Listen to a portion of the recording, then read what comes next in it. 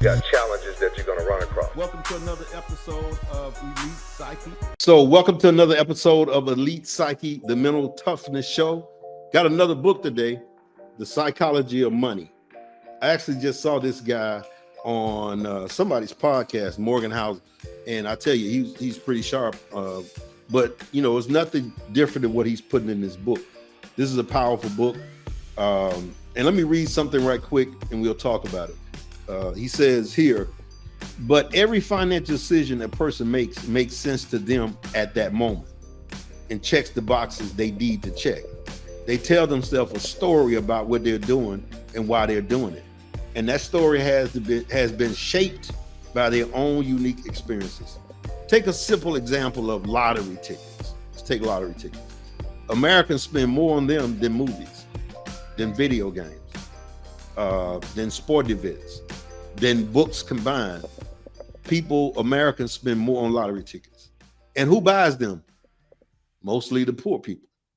The lowest income household in the U.S. on average spend $412 a year on lotto tickets, 4 times the amount of those in the highest income group. 40% of Americans cannot come up with $400 in an emergency, which is to say those buying $400 in lottery tickets are by large the same people who say they couldn't come up with $400 in emergency. They are blowing their safety nets on something with a 1 in a million chance of hitting it big. Now, that seems crazy to me. It probably seems crazy to you too, but I'm not in the lowest income group, he says, and you're likely not also either. So it's hard for many of us to intuitively grasp the subconscious reasoning of low income lottery ticket buyers. But strain a little and you can imagine it going something like this. We live paycheck to paycheck. Saving seems out of reach. Our prospects for much higher wages seem out of reach. We can't afford nice vacations, new cars, health insurance, a home in a safe neighborhood. We can't put our kids through college without crippling debt. Much of the stuff people who read finance books either have now or have a good chance of getting it.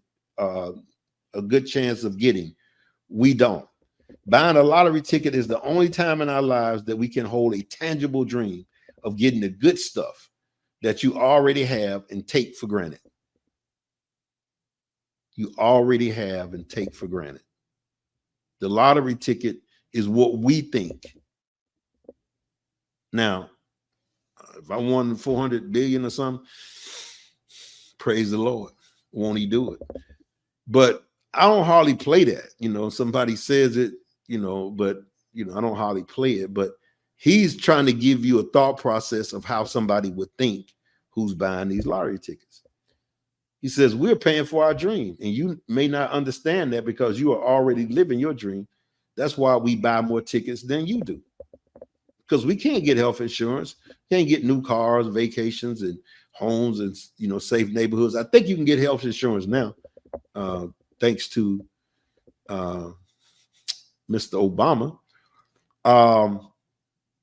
But all the other things, feel like they can't get. But you can go in there and buy a $2 lottery ticket, a $1 lottery ticket, and hope and pray that you win. Now, he says you don't have to agree to this reasoning I'm giving. Buying lotto tickets when you're broke is still a bad idea.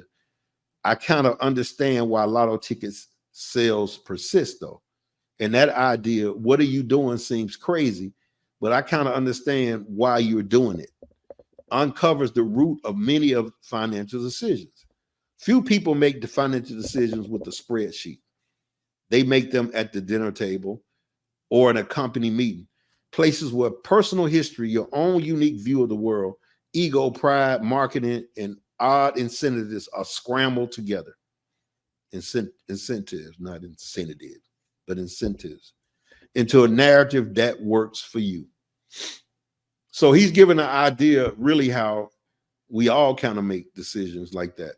It's all in a narrative that works for us, even though it might be the wrong narrative, but that's how we look at it. So thanks. Another book, Psychology of Money. You want to get this if you hadn't gotten it. If you already have it, reread it. Make sure that you like and subscribe and hit the all button and all that kind of stuff, because we're going to have a lot of good interviews on this podcast. You are worth more than gold. You have more than you know.